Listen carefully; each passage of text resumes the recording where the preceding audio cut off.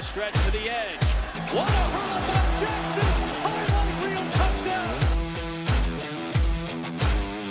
The seed is going to be Louisville and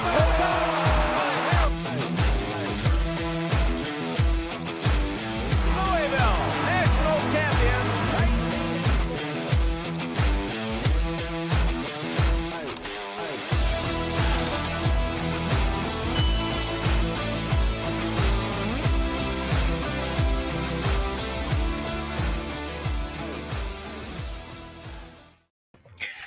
Hello, hello, hello.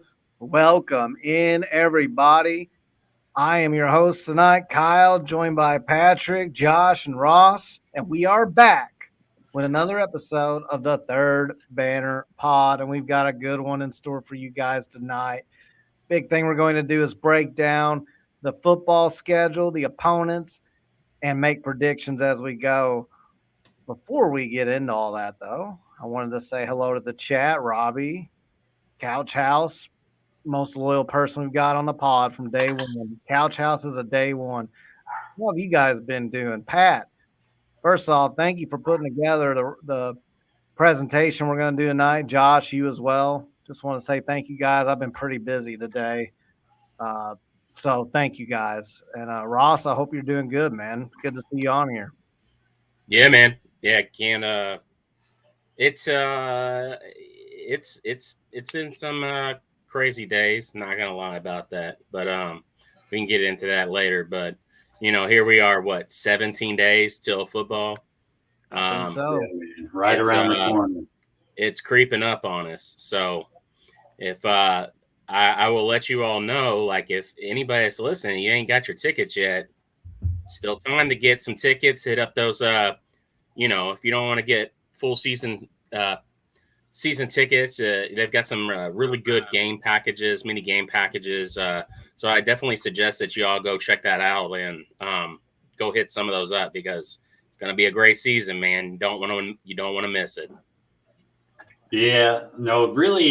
We had that beautiful weather this weekend, and it felt like fall, kind of.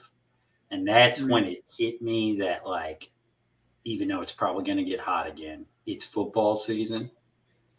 And so I started, planning out tailgates in my head, thinking about visualizing my seats and the games going on. So I'm ready. Picturing that towel. Yeah. The towel's safe for the big games. I'll make sure the wife doesn't wash it for, like, Notre Dame or something like that. Oh, although if we lose that game, it's going in the trash. You cannot wash a UK towel. It's impossible. It's like you're wasting your time. That thing's already got stench. It's got a permanent stench from the moment that it was created. It goes into the wash by itself, because I'm not allowing it in the wash with my clothes, man. I'll tell you that. Well, dude, you talk about football. Like, I had been trying to figure out which weekend I was going to come, and I was in between Miami and SMU, but we ended up taking a Phoenix trip later on in October. So I was like, okay, I guess we'll do, SMU. And then I come to find out, dude, that from somebody in the Discord, we were all supposed to go golfing, and they're like, hey, we're not golfing Friday, but they wouldn't tell me why. And I'm like, all right, dude, whatever. And then I find out Louisville Live is on that Friday. So now I get to go to Louisville Live and the SMU game. So, dude, I am pumped. Like, here they go with the Lloyd Christmas talk again. Okay, I've had this hairstyle ever since I joined the military. It's just a standard military Army fade. I've never done anything. This is not a Lloyd. Now, there was a time, I think it was when we had State of Louisville on here, those two guys. They butchered it, and it did look very Lloyd Christmassy, and I rolled with it. But no, it's looking dead sexy tonight. I wanted to make sure for this episode the cut looked smooth, because this is a big episode, guys. But Josh, man, you picked the right weekend. You're right, dude. I don't know. The stars aligned. I'm happy about it. But Kyle, that's why I wear a hat, dude, because I'm like, my hair's unpredictable, man. Hey, I'm good, man. I'm good with it tonight. I'm sporting it. I wish I had hair to worry about haircuts going wrong, right? Because it doesn't really work for me. So, I still got hair. But like, that Russian in me's coming out. That hairline is rushing backwards. Like it's getting thin. Real good. So. Yeah. But no, man, SMU, man, we'll talk about it when we get to that game on the schedule. Yeah. Big game. That's going to be a big game. Yeah, Be fun to see Josh in person, man. So Pat, I mean, you were driving this bus, man. I just want to bring us in, but this is your episode tonight, brother. So I didn't know how you wanted to start it and roll it out, and we can do it. We can do it your way, like your Burger King. Yeah, no. So we'll go through the schedule game by game. Hopefully, not take too long of the time, and I'll give our predictions game by game, and then we'll kind of have a recap at the end. Tallying up everybody's win losses and see what we've got for an overall season record, and maybe get some thoughts on. Hey, yeah, I think we're going to go 10-2 and make the playoffs, or whatever we think our records will give us postseason wise. Can I just say that's a dead sexy logo? I don't care. There's people that don't like the B. We did have to change it. It did look a little bit too much like an R. But hey, and then there's people that are like, you should have the same color font all throughout and no different sizes. You should make it as plain as possible. Nah, man. I love it. That's a dead sexy logo. I love it too. It is looking good. All right, so we'll start off here. Obviously, you get the hopefully gimme game in week 1 here in a couple weeks. We play Austin Peay, which is Connor. If you know Connor from the pod, he used to work at Austin Peay, so he's very defensive of Austin Peay. Trent, you're on one, man. But Austin Peay actually was pretty good in the FCS last year. They went 9-3, 6-0 in their conference. They lost their head coach. So they've got a new head coach this year, Jeff Ferris, who was the tight ends coach at UCLA last year. They lost the best thing to ever happen to them in the compliance department. They lost Connor, which means an automatic loss of 3 extra losses this year with Connor going out the door. That's right. They don't even know what they've done. Yeah. But it's hard to find key players for an FCS team, but they have 2 guys that made the preseason all UAC, and that's their offensive lineman, Chandler Curtin, and their linebacker, Hosea Dexter Ironing Board. And Hosea is actually from Butler High School, so a Louisville product. And they're projected to finish 5th in the UAC conference by the coaches this year. So I think I know what everybody's going to say here, but let's go in depth, at least score wise. What do you think we're going to do, Kyle?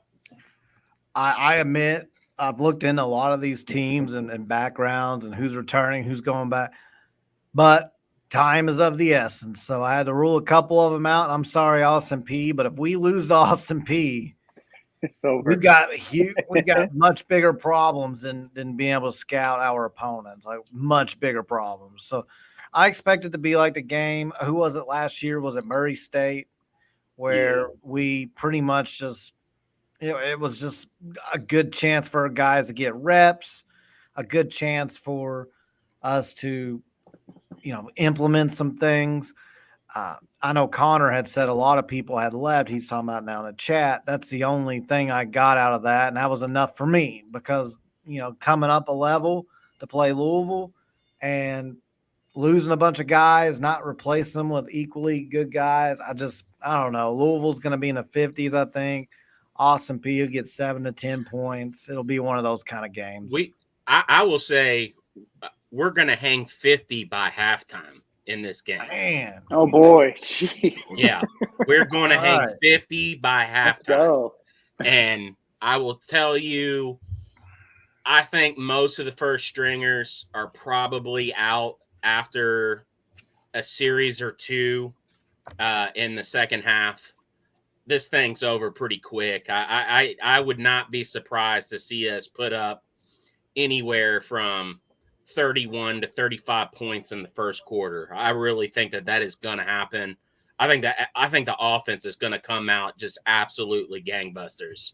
And I don't think that, I mean, look, the expectations are high this year. We were in the ACC title game last year, but it is equally important this year. We know we've got a lot of firepower. I think that the staff is doing a really good job. I just get a good vibe. I think that they are really keeping a lot of stuff under wraps so we kind of fly under the radar. Like, I think they want it that way. I don't think that they want a lot of preseason accolades. I think that they want this team to go out there and prove it and jump out, go from Jump Street and just get out there and make moves and surprise a lot of people, have that like shock and awe. So I think that's going to happen. But more importantly, it is going to be very important. We've been saying this since January.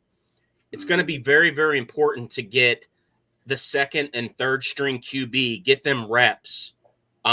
Because regardless of what bad luck it is that Shuck has had every year in regards to like, a broken fibula or, like I think he had like an AC joint one year, he's had a lot of different things. It's not a repetitive thing. It's not like soft tissue injury that he consistently has problems with. So they're like broken bones. And that's just like, if you watch how he plays, he likes to take on contact out in the open field. So there is a chance that he's not going to be able to turn that off, and something like that could happen. So it's going to be very, very important. The chances of a quarterback like him who has not played an entire season in his career, it's more likely that we're going to see a second string quarterback come out and play this year than not. So I think it's going to be very, very important early in the season to get the second string, the third string guys reps early in the season, get them valuable reps. Like, this is still a game. So I just think we put this away early. You sit Shuck, you get guys like Pierce Clark, Brady Allen, Harrison Bailey, and that's his name, right? Harrison. Yeah. Did I get that right? Mm-hmm. Yeah. Okay. Sorry. Long COVID, we're still dealing with that. It's important to get those kind of guys, get them valuable reps. So I think that we take advantage of that early. Yeah. Yeah. What about you, Josh? So a couple notes before I get into my prediction. So number one, Jeff Ferris does have an ACC connection. I don't know if you guys knew that. So Ferris, Pat, you probably know because you put these slides together. But Ferris actually coached under Cutcliffe at Duke for 10 years. And he actually won offensive coordinator. It's coordinator of the year, but he was offensive coordinator while he was there. So his offense does pack a little bit of a punch. But the last 2 seasons, I think he was tight ends coach at UCLA. I'm not sure what happened there. But I think Austin Peay is going to get better. It's just not going to be this year. I think they're going to have, like Connor mentioned, they have a lot of turnover with the roster. I think it's going to be a game that is going to be very much in Louisville's favor quickly. So I don't know that I'm going to go 50 in the first half, Ross. But I think 50 for the game is a safe bet. Like, I bet the over on 50. Also, dude, their best defensive player's last name is Knifely. Like, I want him on Louisville's squad just for that last name. He went to Louisville Butler High School is where he's from. So dude, that's awesome. He's a local guy. I love that last name. Well, I mean, something that just look, we know this day and age, different sport, but I told people many, many years ago, I was at the game when Cleveland State basketball played U of L in the Yum Center. And Rick Pitino, after the game was over, pulled Trey Lewis aside and just gave him an extra few seconds in the line. And then what do you know? Trey Lewis is on the team next year with Damian Lee. You know what I'm saying? So, like, Knifley's from here. You got to think that he might want to try to show out. So, you know. I think he's a grad guy, though, so I don't think he's got any more eligibility. Oh, I didn't know that. Well, that totally refutes everything that I said. Knifley will have a shitty game. Yeah. Mike says like and subscribe. Only 960 subscribers away from 2,000. That's right. Mike's our guy, Appreciate man. you, Mike. He's the biggest cheerleader. He keeps Big track. Mike. Please do. That's like my homeboy from 6th grade, man. Big Please Mike. do, guys. Like and right. subscribe to the channel. I will say, I know, Josh, you've got an early day tomorrow. I do too, so actually. I've got to be up at like 5:30, and we are still on Austin Peay, so I know we've got a lot more to talk about than that. So I'll give my quick prediction. I think we win 70-10. I think you'll see Pierce Clarkson, Isaac Brown.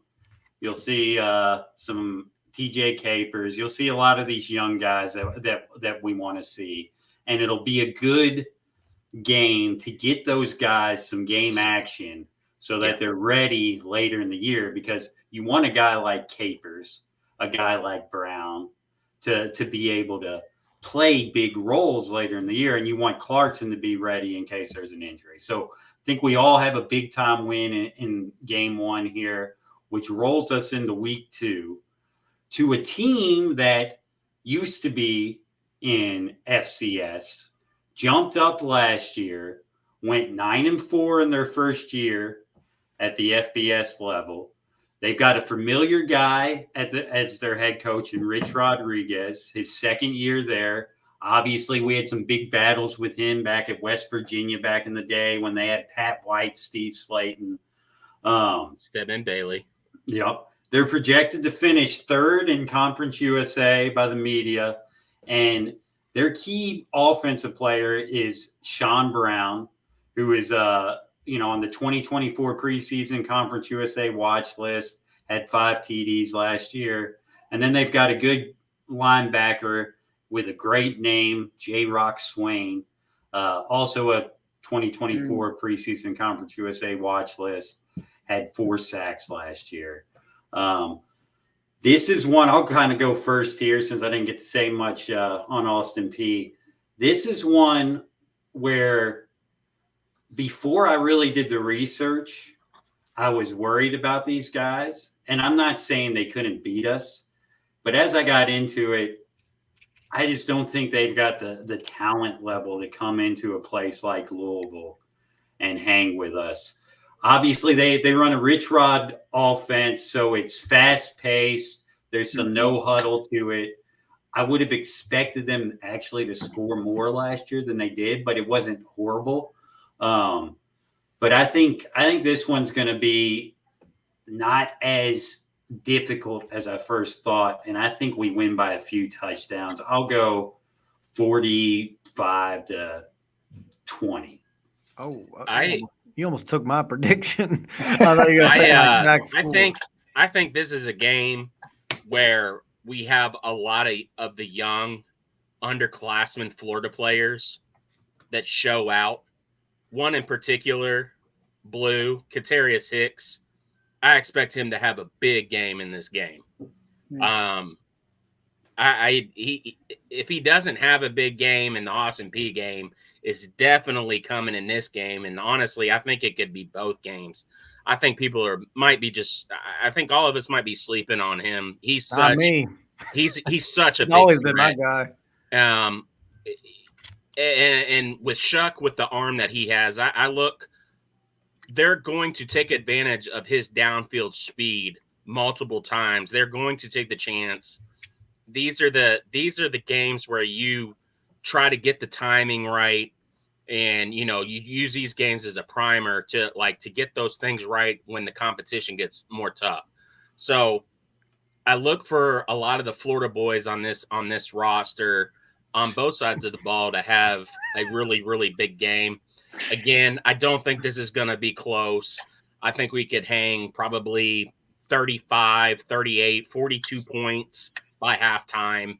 I think Rich Rod and what he likes to do, and he's at a talent deficit, I think going fast will play against him because I think they'll have a lot of possessions where they're off the field pretty quickly and it doesn't equate to a lot of points.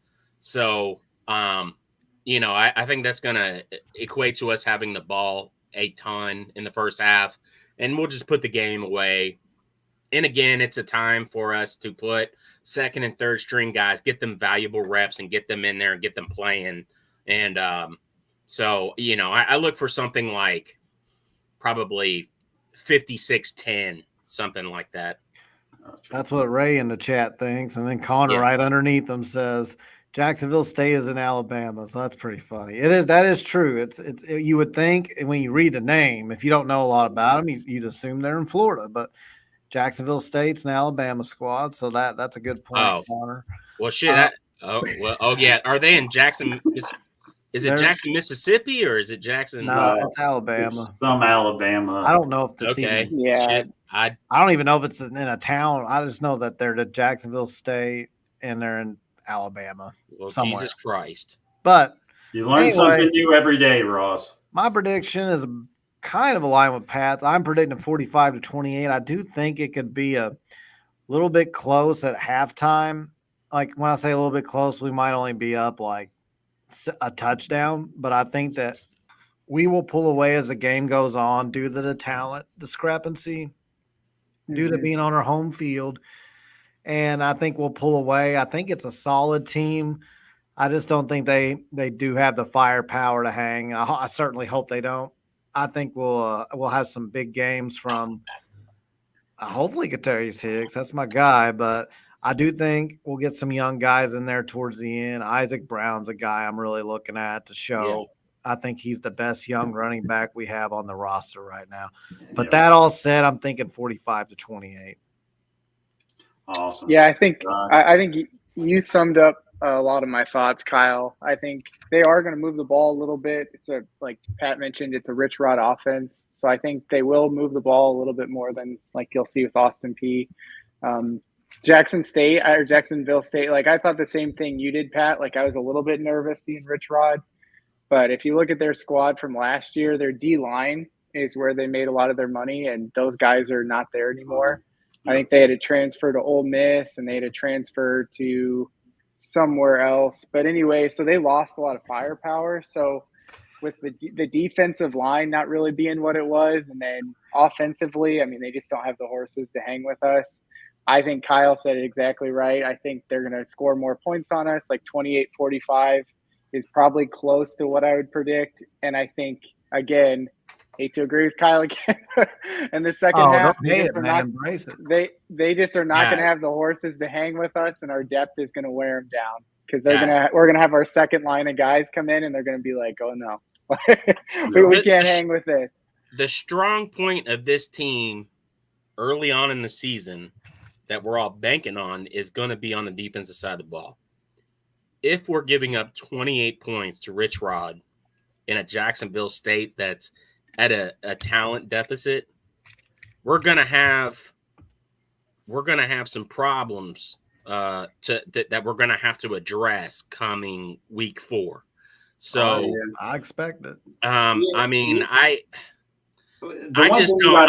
don't see it. Like I don't like that. I think this defense is going to be every bit as good as what I think the offense is going to be early on. Like I know the defense is going to be good.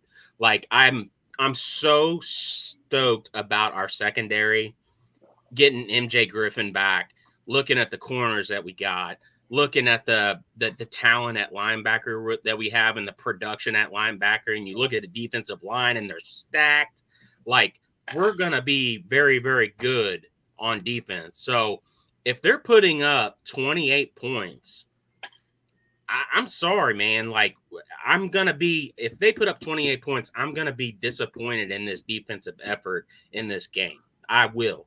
And I'll say that in a post game, I will be disappointed because they should not be giving up 28 points to Rich Rodriguez. Rich Rodriguez is a rehash, and his time is come and gone.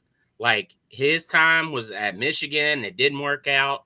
He's done. And he went to Arizona.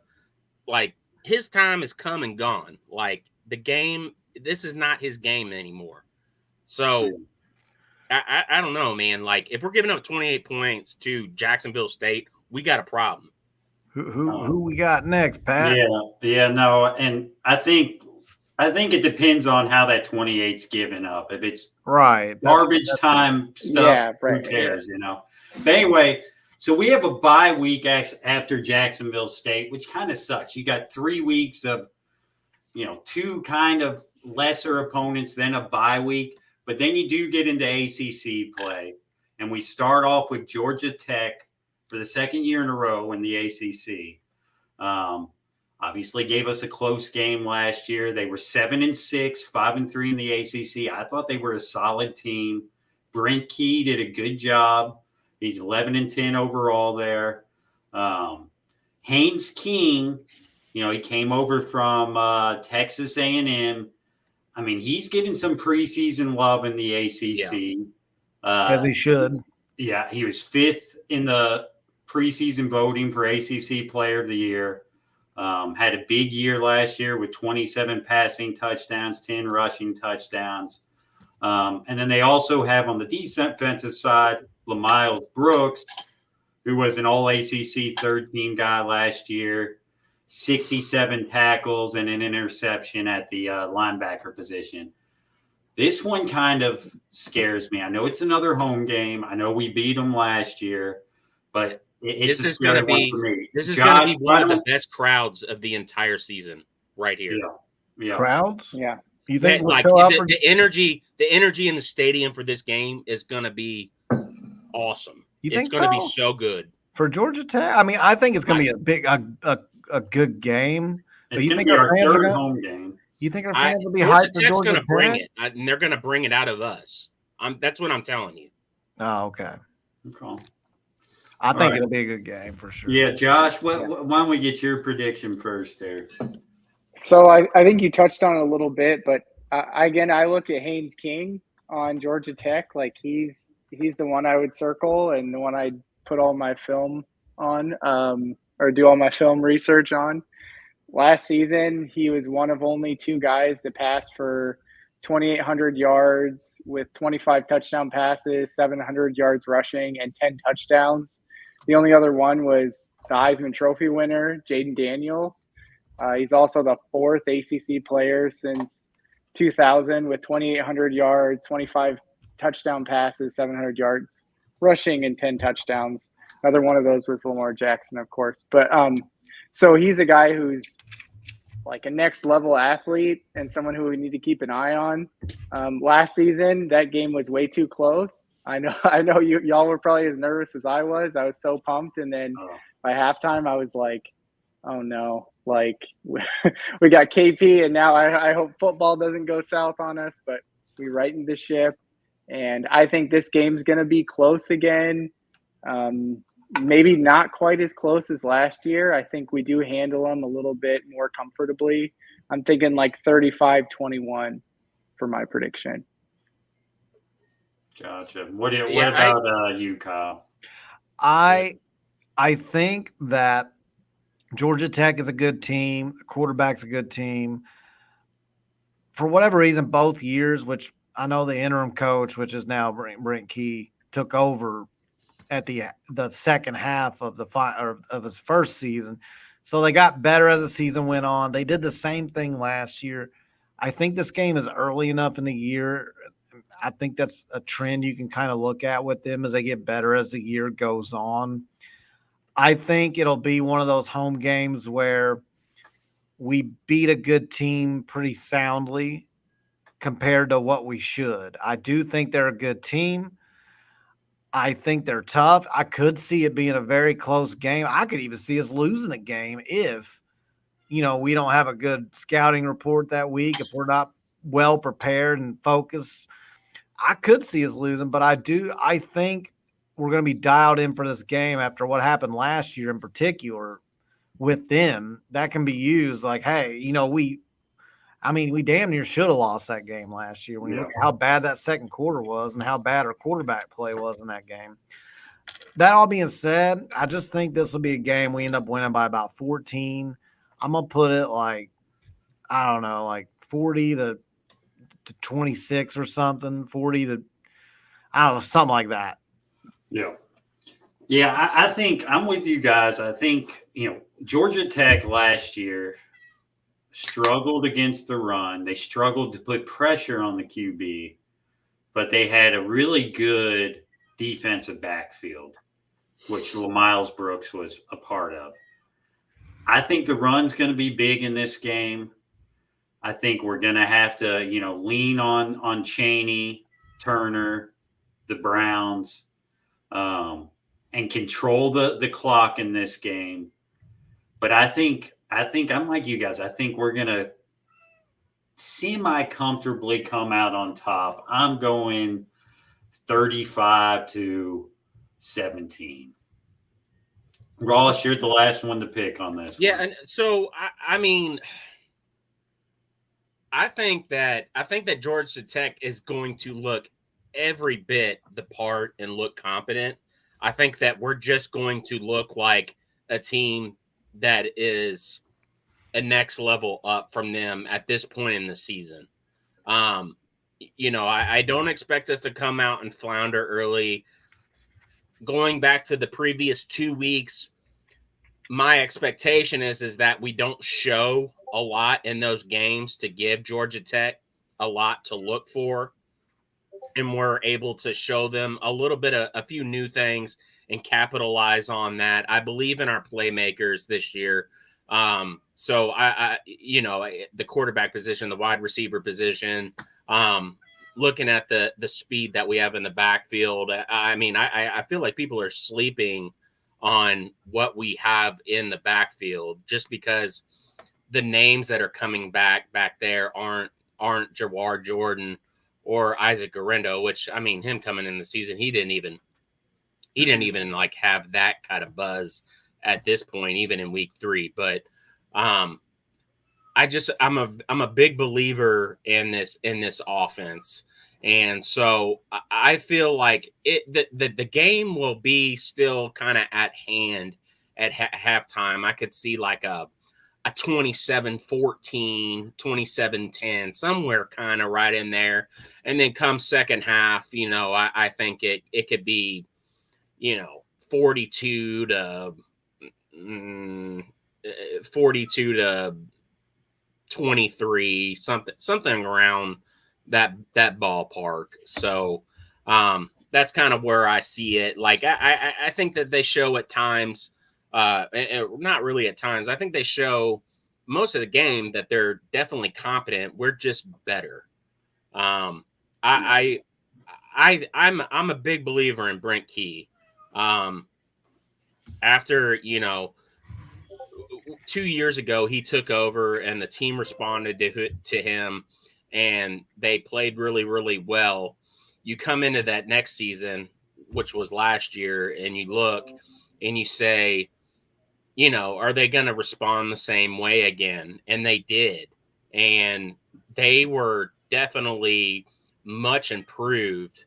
And to be implementing like a new system, a new style of play, and to play the way that they did, they're very, very capable. And they're not a team that you can sleep on. And because of the game that we had with them in week 1, I don't expect us to sleep on them. I expect us to respond. I think that the coaches will have our team ready for this game. In particular, I think this is one they have circled. So, I look at something, like I said, like 42-23, something like that. Awesome. So I think we're all 3-0 at this point of the season. And obviously this next game is where we get into our gauntlet, I would say. There's about 3 games and 5 games in a 5-game stretch that are big ones. And we'll start with the second year in a row we got to play Notre Dame. This year we're playing at Notre Dame. I think last year we had a bye week before Notre Dame. Am I right about that? Yeah. No bye. I was at a wedding. I can't remember. Yeah. Same. I actually am declined a wedding this year, and they're not too thrilled. But I was like, I can't do it again. So, Yeah. But usually when I decline a wedding, we lose. So I've got this as a loss for that reason alone. And when I go to the wedding, we win. So Kyle, you I'm should have sorry, bet your number guys. of I'm the not team. doing it again. But no, yeah, we're gonna go into South Bend. They're gonna be out for revenge. You know, they were 10-3 last year, finished 14th in the AP poll. Marcus Freeman's going into his third year as the coach. I feel like, you know, is he a good coach? Is he a bad coach? Is he just an average coach? It's kind of That's undecided. kind of yet to be decided. They got Riley Leonard from Duke, who, like last year, is getting a lot of preseason buzz. I'll go into him later. But he's a big addition for him, no matter what I think of him. And then they've got an excellent defensive backfield. And one of their best guys who's made some preseason All-American teams is Benjamin Morrison at cornerback. And he's been good. He was great his freshman year, very good last year. And he's not the only one back there that's good. So they got some depth and some really big-time players back there. They're preseason number 7 in the AP and coaches poll, and I think a lot of people think that they should make the college football playoffs this year. Ross, we'll start with you on this one. What do you think of this? Cat game? wants to start first. I don't know whose cat that is, but they are ready to talk about some. So Notre Dame plays an extra game ahead of us. And when they play us, they'll be playing their 5th game. We'll be playing our 4th game. I think they start the season at Texas A&M. They play like Northern Illinois or something like that at the Fighting Tony Romos. And then they play that in-state game against Purdue, and it's at Purdue. And I think that game could really be a turning point for them very early in the season. I will be very interested to see how that game transpires for them at Lafayette. Then after that, I think they play Miami at South Bend, and then they host us. So I could see a situation again. We have that upper hand. When you go and watch that game last year, like, I don't know if any of y'all have gone back and watched that recently or remember it. Like, we busted them in the absolute mouth. I mean, on both sides of the ball, we made them quit. We absolutely just busted them in the mouth over and over and over. So much so we made their running back Estime, like, I remember it was like 3rd quarter, we lit his ass up. And he's one of the most physical runners in the entire nation last year. And I remember the down that it was. We hit him and he was like, that's it, I'm done. He did not run the same way after that. And I expect us to be able to replicate that. It's going to be up to Notre Dame to answer that call this year. Is Freeman the type of coach and the staff that he has? Are they the type of guys that can instill that kind of toughness in their team to overcome that kind of like Brom toughness? I don't know. I am a little bit nervous in this game, but I'm going to go out on a ledge and I'm going to say that we win in South Bend again, like we did in 2014. It's going to be a very hard-fought, close game, and I'll say that we win 34-31. What is that dinging? 34-31. So Ross has us coming out of here undefeated, going 4-0. Josh, what do you think about this game? I'm having a hard time. I might change my mind before you finish. So give me your thoughts. Okay. Yeah, so I really look at the Notre Dame defense. That's what I would key on for this game. I don't know if you know this, but Al Golden is their defensive coordinator, and I know he didn't do well at Miami, but He's a good he's coach. been a few Good defensive seasons. coordinator. Yeah, dude. Well, he's been a few seasons in the NFL, and then like the past 2 seasons, I think they jumped like in total defense. Notre Dame was 21st in the country his first year as an assistant, and then last year they were 5th in the country in total defense. So, I think this is going to be that game where we come out a little flat. I have a feeling that Notre Dame's defense is going to hit us in the mouth a little bit. I hope they respond well to that, but I don't know. At this point, I'm going to predict that they're going to beat us 27-21, less than a touchdown, and it's going to be a game where we gave away a lot of opportunities to beat them, sort of like a Clemson. But I could change my mind if our offense comes out, stays healthy, and we really start hitting on all cylinders. I could see us winning this game. But at this point, I just think their defense is going to be a little bit too much for us. Yeah, Josh, I'm with you. I think last year was a culmination of, we were clearly in that game the better team, but it was kind of like, how before Notre Dame, like I flip-flopped a lot right before the game, but my hope was that a perfect storm of atmosphere and motivation would take us and overwhelm them after they played a night game, the two games in a row before they played our night game. So there was a lot of it was like a perfect concoction for us to do what we did. Just like the game after that, I believe it was the Pitt game, was the perfect storm for us to lose. And I had said it before the Pitt game. And both of those things happened. With this game, I just feel like they're probably going to make it a night game at Notre Dame or a 3:30 game. I think we're going to be undefeated, so we'll be ranked. They'll still be ranked. They may, as long as they win out, they'll be ranked like number 5 or maybe better, depending on if a bunch of people ahead of them lose. I think this is a game they're going to be up for. They're going to be locked in. They're going to be out for blood. I mean, they're not going to sleep on Louisville at all next year. And I just think that when you look at the teams, how they stack up, that home field advantage is big. I've got Notre Dame, unfortunately, winning that game 30-17. I just want to cheat. I was at the game in 2014 when Reggie Bonifant was our quarterback, Brandon Radcliffe at running back. It was awesome to be there. It was a bucket list item for me, and for a lot of U of L fans. That being said, they had a good team that year, and I did not ever feel once like their stadium and their crowd. See, I'm going to be honest, man. That team wasn't good. They actually got a lot of guys hurt.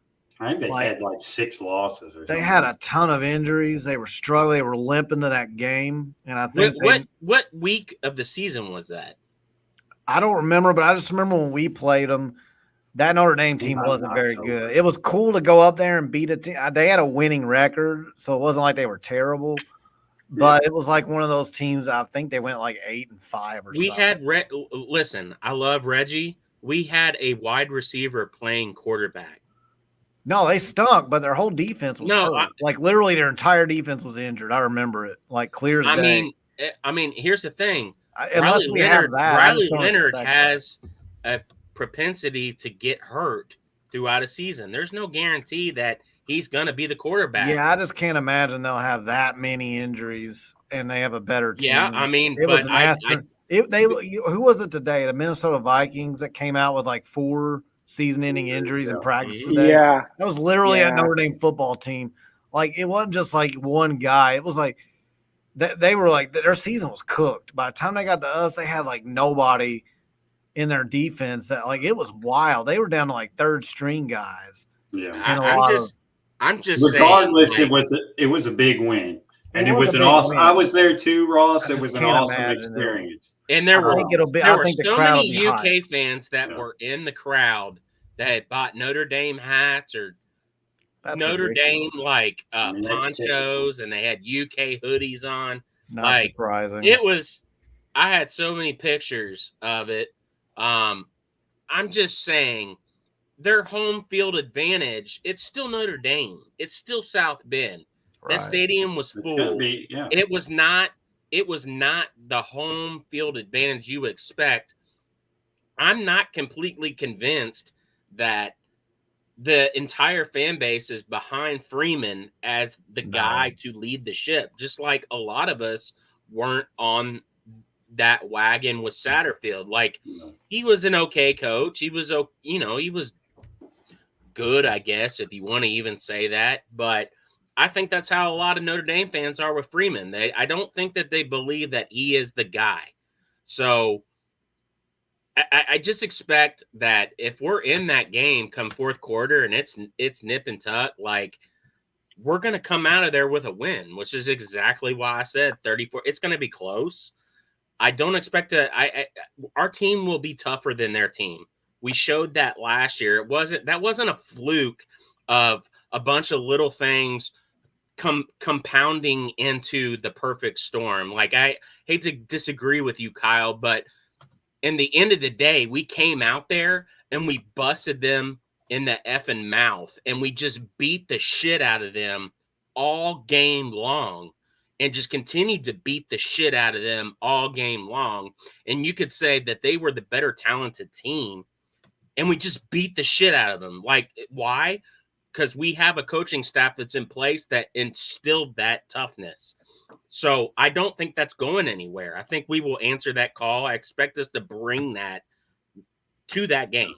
Yeah. Like, they're going to have to – Notre Dame's going to have to match that intensity and that toughness. If they can, for 4 quarters, they'll win that game. I'm not convinced they're going to do that, though. I'm not. Yeah. So I'm going to condense my thoughts a little bit here, because at this pace we'll be going over the last game of the year when Austin Peay is kicking off here in a couple of weeks. We'll miss kickoff. But listen, Notre Dame last year, I think, had a better offensive team. People love Riley Leonard. I'm not sold on Riley Leonard. Right. I know he was injured last year, but in the games he played last year, I think he had a good game versus Notre Dame. Other than that, he was extremely average. 3 touchdowns, 3 interceptions for the year. Obviously injured. He's a good quarterback. I'm not sure he's a top 100 player in the nation like a lot of people are anointing him. So the key for us to win this game is going to be like last year. Notre Dame, when they stop the run and they have the personnel to be able to shut you down run-wise. And when they did that, they won games. We ran all over them last year, and that's why we dominated that game. And we're going to have to do the same thing this year. And I know our offense is different with Shuck, but we've got to take what we did last year in developing our running game and making it our bread and butter, and use that strategy in certain games this year. And Notre Dame's going to have to be that game. Now, as for my prediction, I'm going back and forth.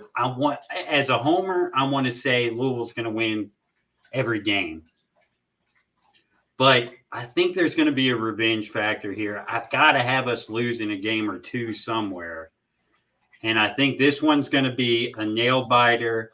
It's going to be a low scoring, grinded out affair, but we're going to lose 24-21.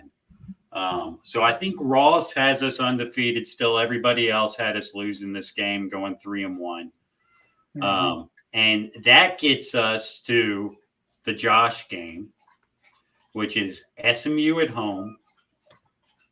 SMU, I believe, let me look at my notes real quick. No, it's not. I was going to say I thought SMU was after a bye week, but it's not. So we turn around, go straight to SMU. SMU was a really good football team last year. They won the American. They went 11-3. They finished 24th in the AP poll. Their coach, Rhett Lashley, is back for his 3rd year. He's 18-9 overall there. Their quarterback is really good, Preston Stone. He received some votes for ACC preseason player of the year. I believe he finished 9th in the voting. They rely on him a lot. He's going to be the key to their offense. Elijah Roberts was a big-time defensive end for them last year, put a lot of pressure on the quarterback, had 10 sacks, 12.5 tackles for loss, was on the all-AAC second team. So he's going to be big, trying to put pressure on that other team's quarterback. This is going to be a tough one, guys, and it's going to be our first really big home game of the year. Josh, since you're going to be there, let's hear your thoughts on this one. Yeah, I think you touched on a really key point, Pat, talking about the last game, talking about Notre Dame. I think if we lean on the run game against SMU and we can establish the run, I think we can win this game. But I don't think people realize how good SMU's defense is. Like, they have a legit defense. Like, they're going to get after the quarterback. That's why I think rushing the ball is going to be so important. I think it's going to be an ugly game. I think both teams score less than 30. So since I'm going to be there, I'm going to predict 28-24. But I think this is a game that I'm a little nervous about, just based on everything that they have coming back and then what their defense is capable of. Awesome. Kyle, what about you, man?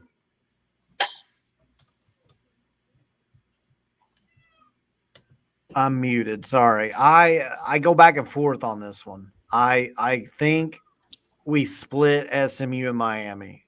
I don't think we're winning both. I'm just being honest, because they're both really good teams. I think it's just going to be hard to beat them both. So I've got us winning this one and losing a close one to Miami, just for that prediction already. But I could see this being a struggle. Preston Smith had 28 touchdowns last year. Jordan Hudson's the receiver one for them that they expect to take a huge leap and be that guy, and have RJ Maryland, who's a star tight end. They've got a lot of stuff on offense, a lot of weapons. Defense is where they struggled last year. They tried to make some portal moves to get it better, but I do think that this is going to be a tough game. I do have us winning this game. I think our defense is going to have to show up and show out. Our defense is supposed to be the strength of this team. We are going to need them in this game. I think it's going to be an absolute shootout. This is going to be one of those old school shootout games. I've got us winning like 41-38 or some crazy shit. Awesome. I'll go before you, Ross, and I'll let you close it out on this one. This one, my prediction for the Notre Dame kind of affects my prediction for here. You turn around after an emotional game at Notre Dame, win or lose. I think it's going to be close there. And I think you're going to have a little bit of a letdown here against a really good team. And it's going to depend on if Brom has the guys focused and ready to leave that Notre Dame game emotionally behind and turn the page to this one. SMU is dynamite really on both sides of the ball. Their offense is good. Their defense was excellent last year. So, it's going to be one of those games where Brom's offense is going to have to come alive and show what it's made of. We're going to have to hit guys down the field. We're going to have to, protect Tyler Shuck because, like Josh said, they rushed the quarterback. I just think this is my one game. This is the Brom game, and I know the Brom game is usually against the Brom game has to be against like a weak team. I just think this is a game. I know it's not a weak game, but this is a game. We could lose this game with a good coaching effort. Yeah, they're a good team. Yeah, but I've got us losing this game, and I think you lose 2 in a row in my predictions, and I think people are going to start to wonder what's going on, and you'll see the rest of my predictions here that I think we rebound, but I think we lose this one. All the chat can focus on is the meowing of this cat, and somebody's that's all we can hear is a cat meowing. That's it. Well, The meowing cat is just sad that I'm going to pick us to lose 35 Oh, to no. 28. Ross, That's fair. close us out. Ross's cat. Did you want to go first? Yeah. Is that Ross's cat? I don't have a So- cat, so it can't be mine. If it's in I've my got house, his- I have a problem. Listen, I've got us 5-0 coming out of this game. This is another Tyler Shuck game. He wins us this game. The talent is on display. I do think it'll be close. Not quite as convincing again as some of the other home wins. I will say probably 30, 38 to 31. I still think that the offense is good enough to put up 38 points against this team and this defense. I just think that a lot of people are sleeping on Shuck. That being said, I'm not going to put anything out there into the universe, but you know, we're going to be 5-6 games into the season. You know, you got to start looking at Tyler Shuck's previous, games played per season at this point. This is where you kind of start watching. Gotcha. All right, so I'm the only one that picked a loss here. Everybody else is confident that we'll either rebound after the Notre Dame loss or keep it going in Ross's case and be undefeated going into week 6 at Virginia. Virginia's had a struggle under their current coach, Tony Elliott. They're 3-9 last year. They were 6-16 overall with him as the coach. They do have some talented guys on the offensive side of the ball. The key offensive player I have here is Malachi Fields, who is a returning receiver of theirs, who's all ACC honorable mention last year, had 811 yards and 5 touchdowns. And then they've got a big time safety who's all ACC first team last year, preseason all ACC first team this year, and Jonas Sanker. I think could be an NFL guy. 107 tackles, 11 pass breakups, 3 forced fumbles last year. So he's their star player.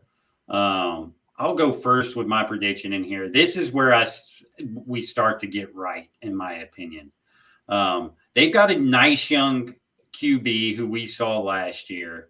And I think he's going to take another step forward this year. It's not Castellanos. I know his name. It starts with a Calandria. Yeah. Yep. I think he takes a step forward this year. I think Virginia's going to be better. They're projected to finish 16th, which is next to last in the ACC. I think they're going to be better, but I think this is where we get right. We go on the road and we absolutely clobber Virginia.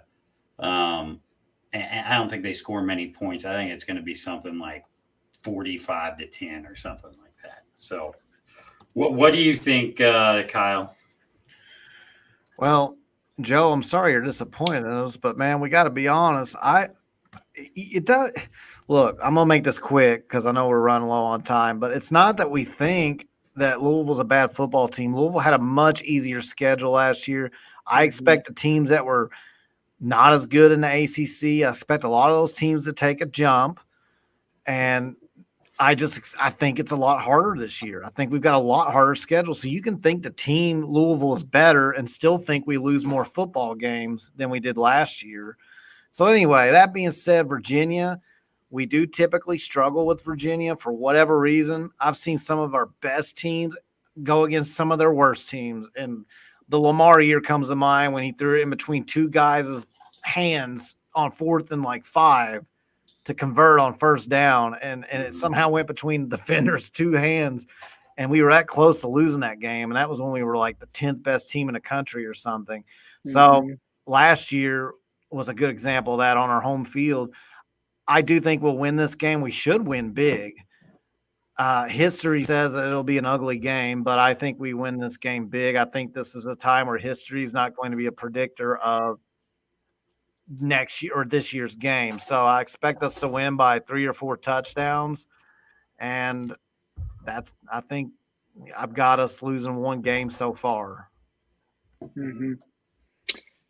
Yeah, I think, to Kyle's point, like as a fan, and I think Pat said this earlier, as a fan, I would predict us to win every game. But if I'm talking like looking at the stats, looking at what could happen, you have to be a little bit more subjective, as hard as it is. But yeah, I think Virginia, again, Kyle, like I feel like it's just one of those teams where it's always weird. Like they're our crossover rival in the ACC, and for whatever reason, when they did that, like it's just like every game with them is a challenge. Like even when we should be substantially better than them, like you mentioned when we were top 10. So whether it's in basketball or football, like it doesn't matter. The games are always ugly. So I think we do win, but I think it's a little closer than it should be. I think we win by, I'd say 10-14. So maybe like 21-35 or something like that. So yeah, I'd put us right in that range. Awesome. Ross, what do you think, man? I think we lose this one on a last drive field goal. Oh, no. I think it is ugly. So this is the Brom game for you. Could be. Yeah, Boy, if some of these people are mad about SMU, who's a really good football team, I'm sorry, Anthony, but they're really good, then they're going to be really mad at this prediction. It's the fact that we're going to be on the road. I'm anticipating us being, 5-0, 6-0 coming into this game. They usually play us tough. It just like we're going to drop a game at some point. And I don't know if Tony Elliott is like one of these guys that can get a team like UVA to take that jump. Like I think Bronco Mendenhall had UVA going in the right direction, and then just for whatever reason, he just decided to hang it up and leave. But I do think that Tony Elliott is a good enough coach, and his staff is a good enough staff to peak and spike for certain games. And I think they'll get up for this game. I think that they will recognize that. And I just think that the timing of it and the everything in the season will kind of maybe line up that way. I don't think it's a foregone conclusion that we could have Pierce Clarkson starting his first game and him starting his first game on the road to top it off. Like I could just see a situation where we're kind of like behind the 8 ball in this game for whatever reason. I don't know why, but I can just kind of see it. So, and like we all know, like these games are always tough with UVA for whatever reason. We generally have better talent, but they play us tough. So I can kind of see this kind of being a game where we kind of just come up short at the end with like a field goal, like just short of field goal. Gotcha. So Ross predicts a big upset here. We now all have at least one loss. I think everybody's got one loss. I've got 2 losses at this point. And then we get into what is probably the biggest home game of the year in Miami. Miami seems to disappoint every year. They've always got talent, but never seem to put it all together. I think this year they've got the most talent they've had since Mario Cristobal has been there. They finished 7-6 last year, 3-5, 10th place in the AC. Just a horrible year for Mario. He had the obvious horrible time management, decisions against Georgia Tech last year that repeatedly. Cost him a game. He keeps doing it. Yeah, you always hope that Mario's going to make a mistake, and he usually does. They brought over Cam Ward from Washington State, who many regarded as maybe the top player in the portal this year. He is the ACC preseason player of the year. Had a huge year at Washington State last year. was, threw for 25 touchdowns, only 7 interceptions, and also ran for 8 touchdowns. So he's a big-time player. And then their key defensive player for me is Reuben Bain Jr. Obviously, a name we know around here. We recruited him heavily. I think we probably came in second in that race to Miami. He was, an all-freshman All-American last year, and had a big year, had 7.5 sacks, 12.5 tackles for a loss. And they've got a ton of talent on both sides of the ball. They got how do you pronounce his last name? Restrepo. Xavier Restrepo. Restrepo. I have a receiver who had a huge game against us last year. However, I think Miami's going to be good this year. I think they're going to overcome a lot of Cristobal's mistakes. But again, I think the SMU game will be a wake-up call for us. And I think we get right at Virginia, and I think the momentum carries into the Miami game. It's going to be like Notre Dame last year. I think it's going to be a night game, hopefully. The crowd's going to be electric. College football 26 is going to up our crowd noise based off of this one game from this year. So I'm going with a big time win here, 35-24, to get us to 5-2. What do you think, Ross? I see a win. I see an atmosphere that's very, very similar to 2014, Bobby's first year. When we upset Miami in Cardinal Stadium, I could see a situation where we have a big special teams play or two. This game, I really like the talent that I think that we're going to have on punt return and kick return. I think we've got some real difference makers there.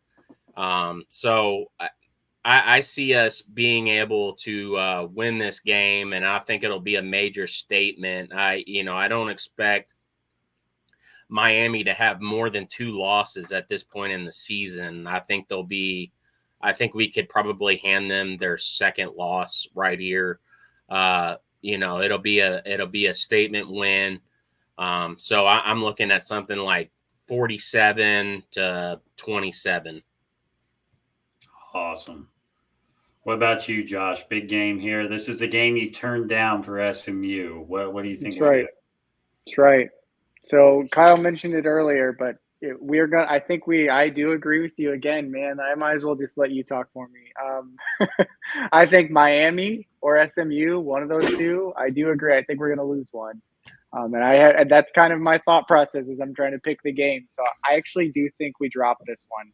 I think the Miami offense is a lot stronger than people are giving it credit for. Their O-line is actually really good. They have Restrepo, and Cam Ward is a special player. Like, he was someone who Louisville, we thought we had a chance at, so we did some scouting on him, and man, like he is a pro quarterback. So if he comes out and has a game, I think we end up dropping this one, and I'm going to say it's like 34-21. I think it's we come out flat and lose this one.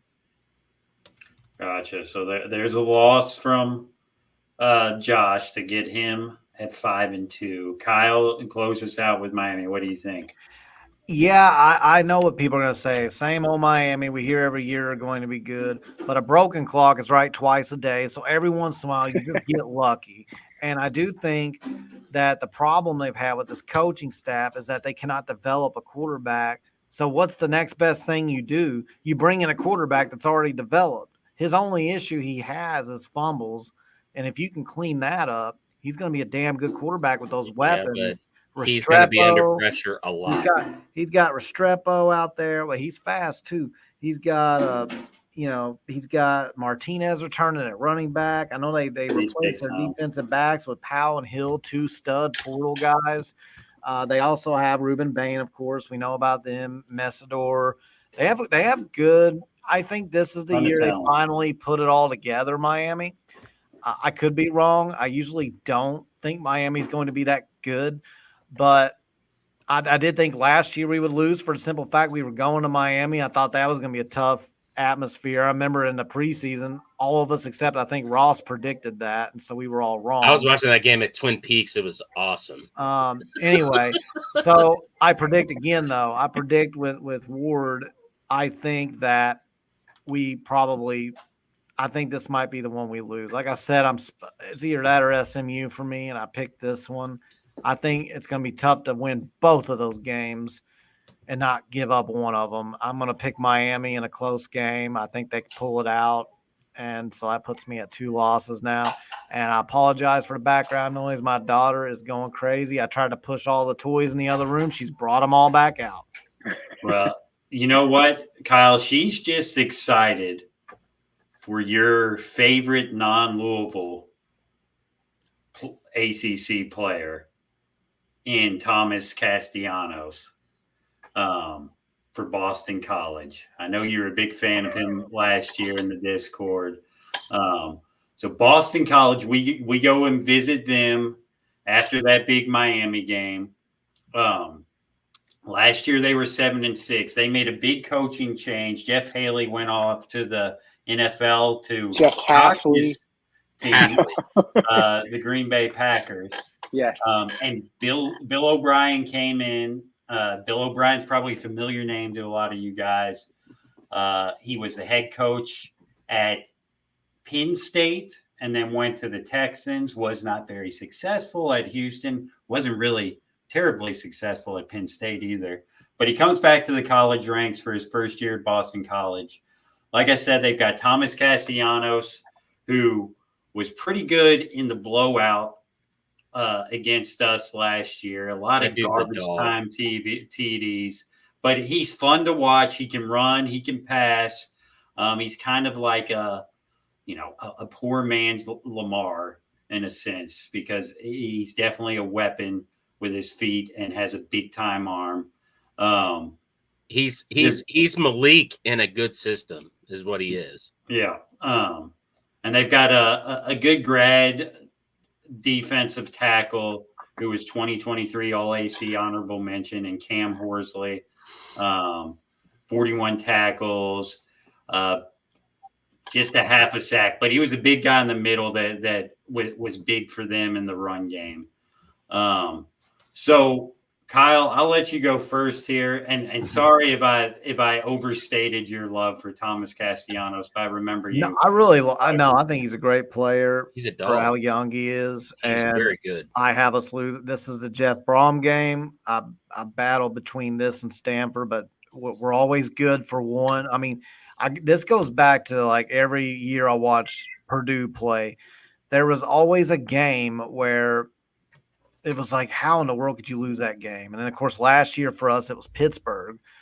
And we had a couple of other scares as well, like Virginia and Indiana. But I think Boston College, obviously Castellanos, he presents an element even with our really good defense that nobody – I mean, it's Lamar and Kyler Murray-esque, like some sort of hybrid mixture between those two. Not saying he's as good as Lamar. Calm down.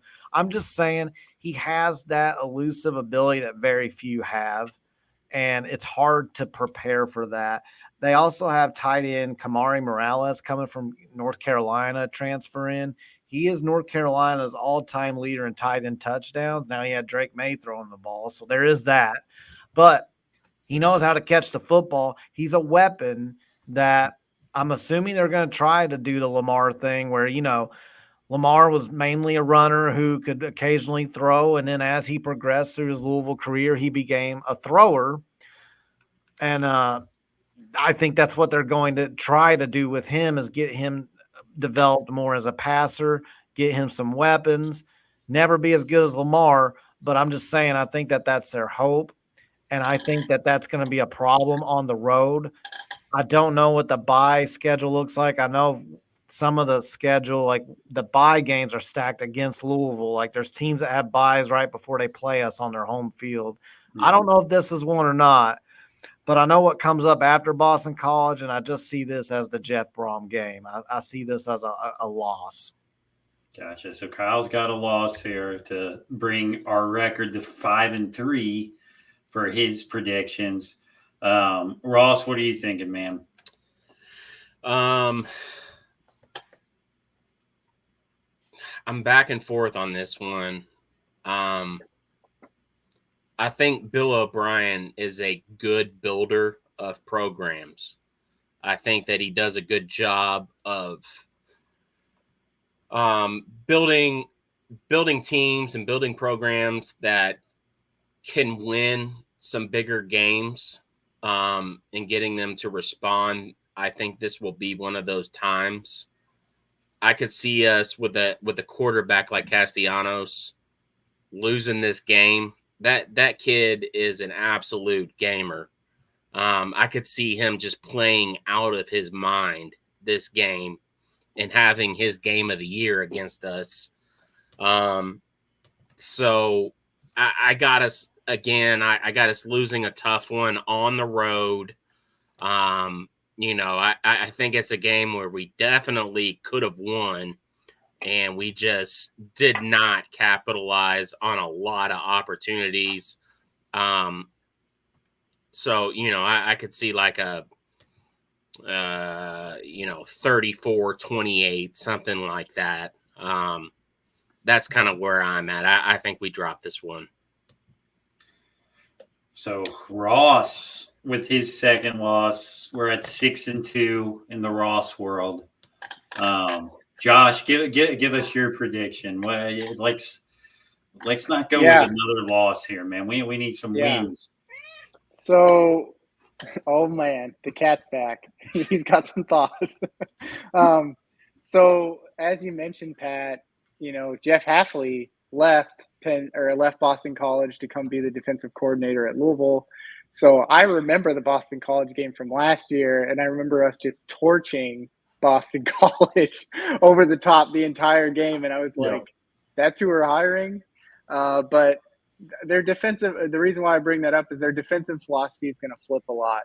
So Boston College is going with, Bill O'Brien, who's more of an offensive guy. Yeah. When they've had a history of like Steve Adazio is there forever. You have Jeff Hafley, he's a defensive coordinator at Ohio State before he came to Boston College. So you have a history of defensive guys, and then even the systems, right? So Jeff Hafley played more single high than anyone in the country just about.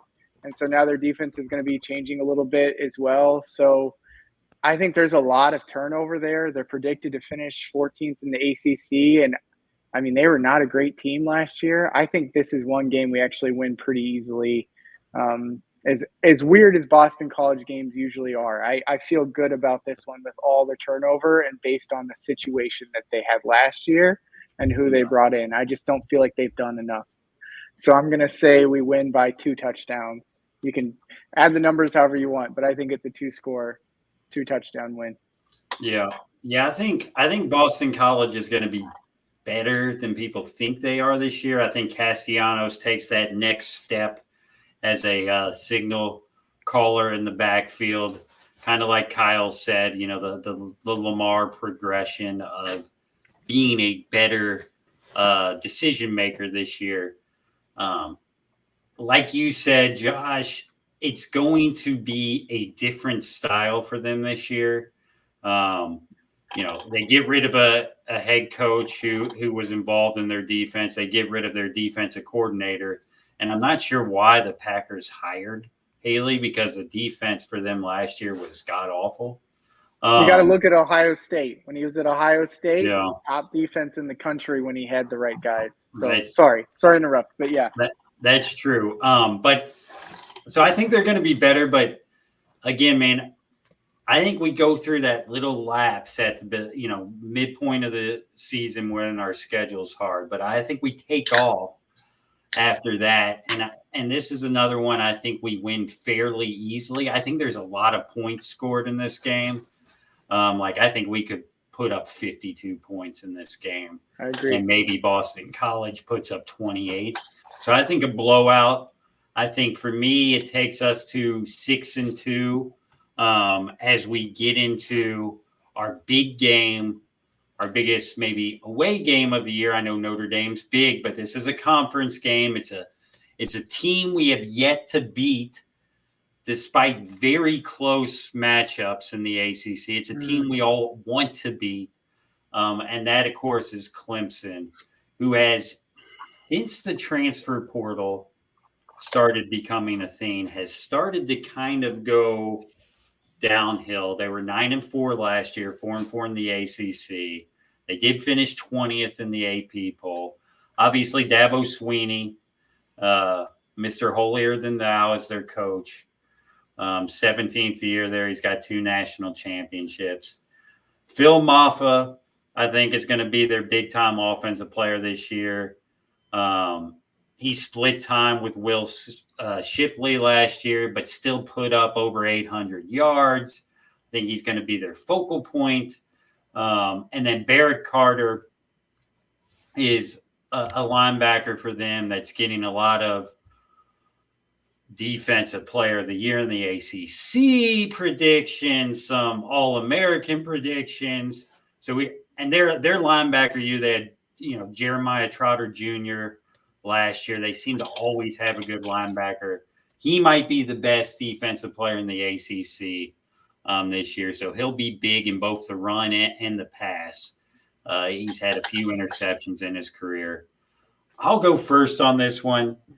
Listen, as I mentioned, since the portal started to be a big thing in college football, Dabo has not used it at all. I don't think he brought in one transfer this year. And he still recruits at a high level. Joe, come high on, school man. Ranks. Come on. You can look at Jeff Brom's history of games. Sorry, Pat. Like he's lost a big game or a game he shouldn't every year. It's not being mean to don't point that out. Hopefully we go 15-0, Joe. That's what we all want. I mean, I think you'll see at the end of this, we'll have some pretty damn good records. So, well, I won't, but everybody be mad at mine, but that's fine. Except for Kyle. But I'm sure Kyle's won't be bad. I mean, it's not gonna be bad, but I'm telling you, I can tell based on a couple of people in this chat, they're gonna hate it. Be pissed. Go ahead. I'm sorry, Pat. Go ahead. No, Dabo doesn't use the portal, and I think you can recruit in this era that we're in college football. You can have a good team by stacking your high school classes, but you're going to lose some of those guys. And Clemson does better at keeping guys than other teams, but they still lose some guys. And I think to have a national championship contending team, you have to use the portal in some fashion. And I don't think Dabo's done this.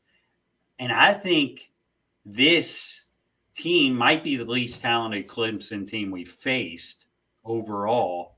And I think this is the year we're going to go into Clemson and we're going to win. I think it's going to be a close game like it usually is between us when we have a decent team.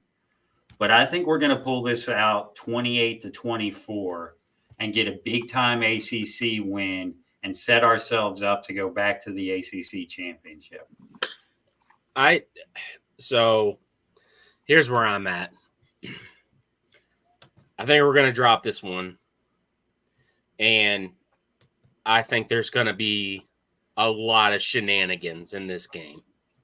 I think we are going to get screwed at Death Valley again. Yep. And it's going to be one of those very, very frustrating losses. Yep. And you're going to be able to look back and say, regardless of how it happened, we were the better team. You could see we were the better team, but we didn't capitalize on certain situations, and that'll be able to bail the refs out in certain, I'm just going to say, bullshit situations that are going to happen in this game. I think Clemson, even though I totally agree with you, Pat, like Dabo absolutely refuses to embrace the portal. and the NIL. And yeah, they're Clemson, and they can do. They're afforded a certain luxury of being able to hold on to talent, and they have deep enough pockets where they can retain players and bring them up through the system. And I think that's how Dabo sees it playing out. I think that we're going to be the better team, but we're still going to end up on the short side of the stick. And at the end of the day, what you're going to see is there's going to be this narrative that Louisville can't win on the road. And it's going to be, even though I have us winning at Notre Dame, they're going to say, oh, well, they couldn't win at Boston College. They couldn't win at Virginia.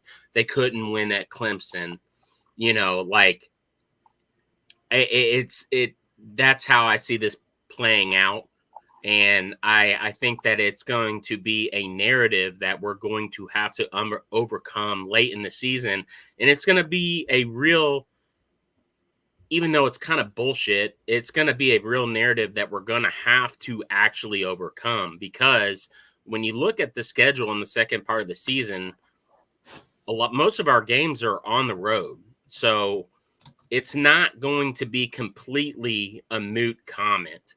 So I think we drop this one. I think there's going to be some shenanigans again, and I think it'll be close. And I don't see this being the year that we take Clemson. If we happen, I will say this: if Clemson keeps doing what Clemson's doing. Whoa. I'm sorry, Ross. Robbie, my man, we do not get paid to do this. We have full-time jobs, and we do this because we're big Louisville fans. Mm-hmm. We pay to do this. We pay for subscriptions. Yeah. We pay for – we've gotten a few small donations. We invest our own time and money into doing this. Brother, we do not get paid to do this. This is not what we do. Most of us have to be at work in 6 hours. We're here to be honest, man. I'll just say that if Clemson keeps doing what Clemson is doing since the NIL era and the portal, and we get Clemson at home next year, if that happens, because obviously there's a lot of stuff happening with conference expansion and all that. But if we get them on the schedule next year and at home, and they continue the route that they're going, we're going to beat the hell out of Clemson next year. I will say that 100% right now, this far in advance. We will beat the hell out of them. That being said, I still think that they're good enough. I think Cole Kublik. I think they're good. You know my Kate Klubnik? Yeah. I think they're good enough to win this year again at home. And it's gonna suck, and it's gonna piss us off. It's gonna piss us off. Like I'm probably going to leave this game extremely pissed off. I just foresee it. We're gonna get some kind of dumbass stuff that is just weird stuff is gonna happen in this game. It's gonna piss us off as fans. But at the end of the day, we're gonna see that we were the better team, and we could have won, but we didn't. And it's just the way it's going to be. So I think it'll be very, very close. I don't even know a score, man. Couldn't even tell you. 31-28. I think, and again, there'll be a trend that you'll see the national media talking about, that we can't win on the road. And also when we don't score over 30, 31 points, we lose. That's where I think we'll be at. Joe, you're good, man. I'm nobody's upset with you, man. I think some of us just don't think we're going to go undefeated. I think we're going to have a better football team this year than we had last year, and I think we're going to have a worse record. The ACC is going to be better, though. I agree. Yes, exactly. And that's all it is, man. I think this year's team could beat last year's team by 2 touchdowns, probably, maybe more. And still lose a lot more games. I think last year's schedule was insanely beneficial, and I just think teams got better as opposed to worse, and that our home schedule versus road is not quite what it was. And Callie wants to talk over me. As far as Clemson goes, I'm kind of with Ross. I'll sum it up by saying sometimes you have to finally see it to believe it. I'm there with the UK game as well, unfortunately, because it's just been so long. Even more so with Clemson. And I mean, Ref Valley's a thing. It's not just beating Clemson. You have to beat that environment and the officiating. And and them pumping the crowd pumping noise. the crowd fan Yeah, and noise I mean, through Clemson the got speaker hot last system. year. I was there in Clemson got 2016. hot. They Pally, definitely did it. Clemson got hot last year. They ended up winning a bunch of games at the end of the year. So I think that will carry over, even though they don't like the portal. I think that they will be able to use their if it was at Louisville or even on a neutral field, I think we would win this football game. I agree. It's not. And it's at Clemson. We haven't ever beat them. I'm not saying we can't. If there is a year to beat Clemson at Clemson, it's this year. It is this year. Actually, it was that last year of Satterfield when they were dead in the water, and we didn't do it. So I need to see it because we've had our opportunities, and for one reason or another, it just never has happened. We had 2 years in a row where James Quick had costly plays at the end of the games that cost us. We just had so many opportunities. I have to see it. I can't count it as a win without seeing it. Same with UK, unfortunately. Okay, man. Josh, what wrap us up on Clemson? What do you think, man? Can we get another win Yeah. here? So I think we win one of Clemson and Kentucky. I think we get the monkey off our back in some way, but I just don't I hate myself for this one. But, dude, I feel like we beat Clemson, and I'll segue, I'm giving away my prediction. You don't have to say it. We'll get there. Yeah, you know where I'm going with this. But I think we beat Clemson. I feel like it's just going to be one of those years where the ball falls our way, like the fumble happens to, drop right to us, like I think Ross mentioned and Kyle mentioned, we've had a lot of frustrating, whether it's officiating, whether it's the third down marker being 5 yards off the field, which never happens. Like, I think we're going to end up getting the luck this time. But I did want to wrap up too, like Kyle was mentioning, Joe, like if you heard us in our Discord, like you would think we all hated each other sometimes. Like me and Kyle, we were going on and on about Shaka Smart and Matt Painter. And like, dude, we're just super passionate. Like, don't take it personally. Like, it's just the way that we are. So yeah, I mean, it's just part of our personality. But yeah, I think we end up to circle back. I think we end up beating Clemson, and I think it's close, but I think it's like 27-21. Gotcha. So that gets us, by I think our last big ACC opponent. And at this point, Ross has us at 6-3. Mm-hmm. I've got us at 7-2. Josh has us at 7-2, and Kyle has us at 5-4. So all the haters have to hate on Kyle at this point. It will get a little better. Kyle has us with one win. It will get a little better. But so we get a nice little bye after Clemson. People want me to lie. I can't do it, man. No, I hear you. I can't. Even if it. People love us because we keep shit real. Well, they're not very happy. We get that comment time and time again. We keep shit real. Like at the end of the day, we're always going to keep it real. Hey, I want us to go 15-0 and win a national championship. Heck yeah. Same. Yeah. But so we get bye week. We travel out west to a new member of the ACC in Stanford, who was god awful last year in the Pac-12, 3-9, 2-7 in the Pac-12. That's a nice way of putting it there, Patrick. Yeah, Troy Taylor took over a couple years ago. At the start of last year, so this will be his second year. He came from the FCS ranks at Sacramento State. They do have a big-time wide receiver in Alec Ayamanar. He might be the best receiver in the country. He might be. I was hoping when the transfer portal opened that he would jump in and be a guy that we went after. Unfortunately, he didn't. But yeah, no, he's a preseason all ACC guy. A lot of people think, like Kyle said, he's one of the top receivers in the country. They also have a linebacker that's going on his 6th year there that's been very good to them, and Tristan Sinclair. They're projected to finish dead last in the ACC by the media. Josh, I'll let you start off here. What do you think we do when we go out west? So I'm just going to say 2 words, big W. I think we win this win easily. I think this is a game where we flex a muscle and we go out there and really just dominate from start to finish. So I have us winning this by 3 scores. I'm going to say like 38-17, something like that. Yep. Awesome. Kyle, what about you, man? Yeah, I know Ty, that's on our pod, has this as his Jeff Brom game. I could see why people would, because of the time zone difference. We're coming off of a bye, which can work in your favor, but it can also work against you. I've seen the weirdest things. I've seen teams play much better after a bye. I've also seen them play much worse. And the time zone difference is a weird thing we have to deal with. It's also after a big game. That being said, I do think we're going to win this game.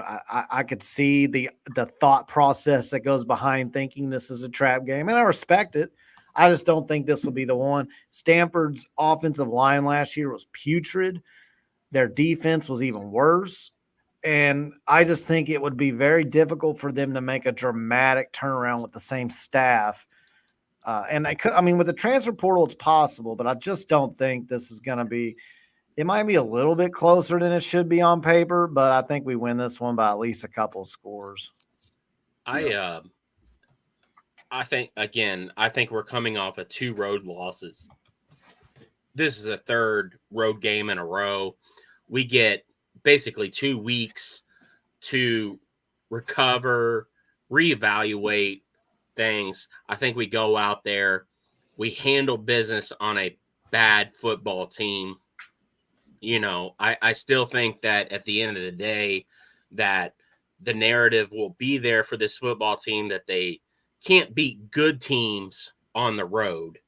And putting Boston College in that narrative and UVA is kind of BS, but I think that they'll prove that their teams as the season goes on maybe better and more well respected than a lot of the preseason polls and stuff showed.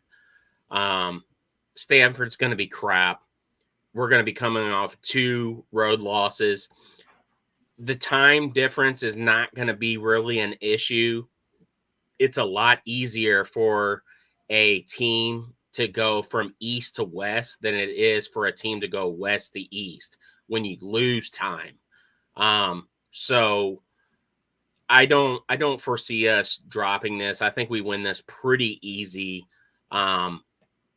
Pretty similar to, some of the games earlier in the season. This is going to be a nice game that is on the road to bounce back and kind of recenter yourself and recenter your chi, so to speak, as a team and just kind of get things right to get ready for Pittsburgh. So Eastern I think we win this reference there. I think we win this one pretty easy. Yeah. I never thought I'd hear about some chi on a 3rd banner. I did want to say real quick, Trent, Nick, thank you all for your donations. I personally am not going to meow, so if you want your money back, I understand. This is a game where, part of me hopes it's the football after dark game, and part of me hopes it's not. I think it'd be cool to play it at midnight, but then part of me is like, man, I don't know if I'd be up for the whole game. So I don't know. But playing out west, we haven't done that since, I guess we went out west for the bowl game, but we haven't gone out west in the regular season forever. So that'll be interesting. I think Stanford is just a bad football team. They're bad. I don't think their wide receiver is going to amount to shit in that game because I think their quarterback is going to be under duress. Quincy Riley might shut him down. Yeah. Like, well, that'd be a good matchup. I don't think that dude. I think that dude will have one of his worst games this game. We're a bad matchup for them. Like, we're going to come after the quarterback, and exactly like you said, Kyle, like Quincy Riley is going to show once again, he's one of the best corners in the entire country, and he's been doing it for 2 years now. He will do it this game. There's Stanford's got nothing. Yeah, no, I think this is an easy win by 3-4 touchdowns. I'll say 32-10. And it gets us another ACC win. If you've noticed, I only have one ACC loss at this point. And it gets us into revenge week and our last home game. Yeah, homecoming week. Yeah, homecoming week. Can we just all say this is going to be a blowout and move on past it? Yeah, I mean, that's fine with me. Down. Yeah, Pittsburgh. We're killing this team. Also, I accidentally left Bill O'Brien as the coach here when I copied the slide, but he's not the coach there. It's Pat Narduzzi. Yeah, there you go. Him and Clausen are my two least favorite coaches. He's got once again. He's gonna have some fucking stupid ass player comment vase in the middle of the locker room. That's the dumbest shit I've ever heard in my life. Yeah. But I think if we're all cool with the win here, I think this win for me guarantees us a spot in the ACC championship because I have us with one loss to SMU in the ACC. So a big win at home for us. I think we will be hyped because of that. But yeah, no, I think this one is a revenge game that we blow them out because I think Brom takes 56-10. 56-10. Yeah. Anybody else with any comments before we go on to the big one at the end of the year? All right. So everybody's got to win at Pittsburgh. All right. So before we talk Kentucky, really quickly, let's recap what we have win-loss wise. Kyle is at 7-4 at this point, and he's got 3 losses in the ACC. So probably not going to the ACC championship. Ross is at 8-3, also 3 losses in the ACC. Josh, you and me are the same here. We're at 9-2, 1 loss in the ACC. So I think at this point, me and you in our fantasy land, the UAK game, we've locked up an ACC championship invite. The UAK game, in my world, with 2 losses and an ACC championship berth, is to basically nail down a spot in the college football playoffs. If we win this game with 2 losses and only 1 in the ACC, I think we are a lock for the college football playoff. So who wants to take this one first? Because can I answer Trent's question real fast? Yeah. He says, serious question. This is a good point. If you knew Shuck was going to stay healthy, do you have the same win-loss predictions? And that answer is no. If I knew Shuck, Callie, you're driving me crazy tonight. This entire episode has been a soup sandwich. So anyway, Trent, no. I think if I could guarantee Shuck would stay healthy, I'd have at least 1 more win, maybe 2 more wins. So that being said, UK, I'm going to sit this prediction out because I think we should beat them. But last year I was so confident we would, and psychologically we tightened up. I know when I can tell when I see a psychological breakdown, a mental breakdown, and that's exactly what happened in that second half as the game got close and a couple of big plays happened. Our guys tensed up. I get really nervous when I see a game become psychological because now you've got to battle more than just the product on the field and what's on paper. And I do think UK has some talent across the board with they got Barry and Brown. They've got, Deion Walker. Yeah. They got Key. They got Walker. They've got some dudes. I think their quarterback position is not very good. Not that worried about their running back position. But they have enough talent to where if our heads aren't right and it's at UK, they're going to win that game. That being said, my hope is that we finally get our crap together and realize we are the better football program. We are the better football program. Playing chess, not checkers. Robbie wasn't playing chess, not checkers last year, and we were ranked in the top 10. UK came in and beat us when their coach had a foot out the door, and their players were tweeting their coaches that they couldn't stand playing for them. It was a dysfunctional mess. We had all the advantages we could possibly ask for, and we blew it. I'm still mad, as you can tell. It just makes me so mad that we let that team get into our heads and psych us out. We cannot do that this year. It's going to be even harder to win the game this year than it was last year. But my hope is we finally nut up and realize we are the better football program and that this is inexcusable and it needs to stop. So while I don't feel comfortable enough to predict it because last year we had every advantage in the world and blew it, we should win this game because we are Louisville and they are UK, and it should go back to being that way. So hopefully we do. I'm going to sit out if I think we'll win or lose because I really don't know. And Callie's making too much noise, so I'm going to mute myself. All right, Ross, let's get you in here, man. What do you think about this UK game? Trent, I answered your question for like 2 minutes. You're not listening. This is the year.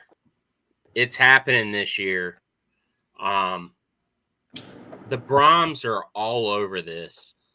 They realize this could possibly be the last time that we play UK on the schedule with the SEC going to another conference game, and teams like UK are going to try and drop.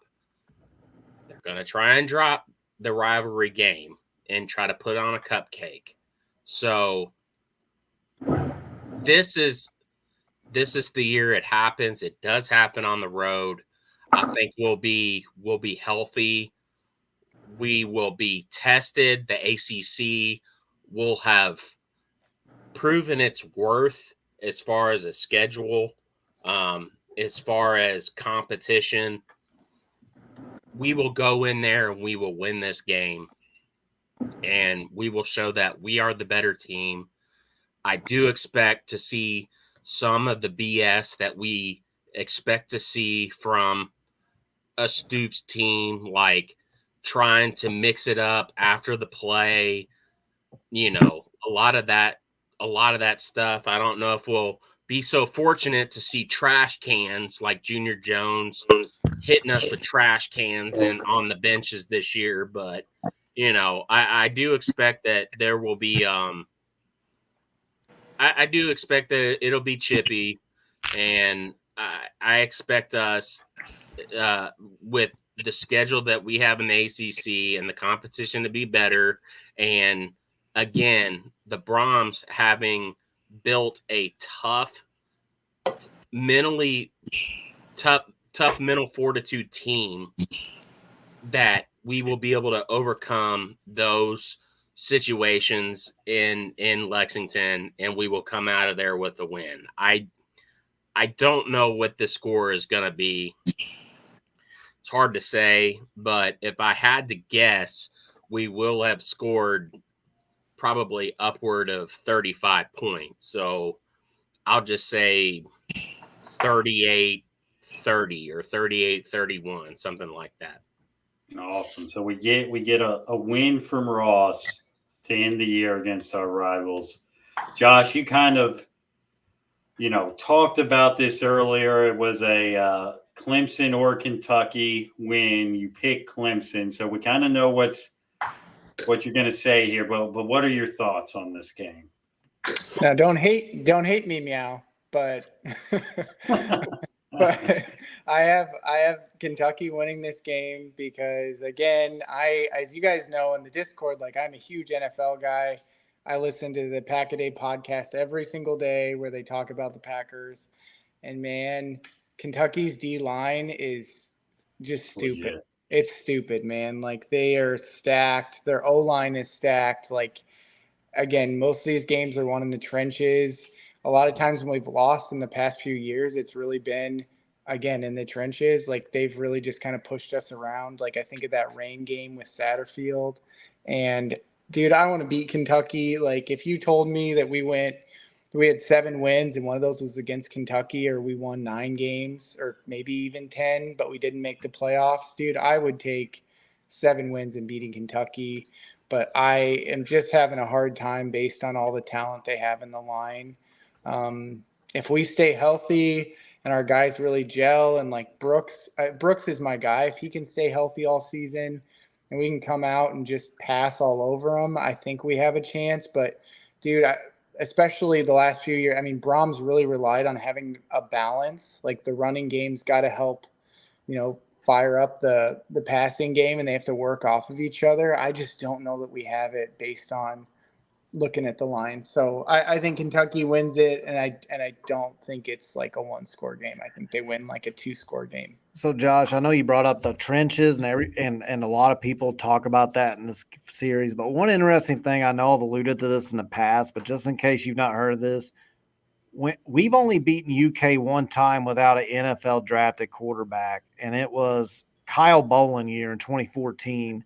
And I'm talking in the last like 25, 30 years. Like, it's at least. I went back to like 97. I didn't go back further than that, so I really don't know, like, beyond that.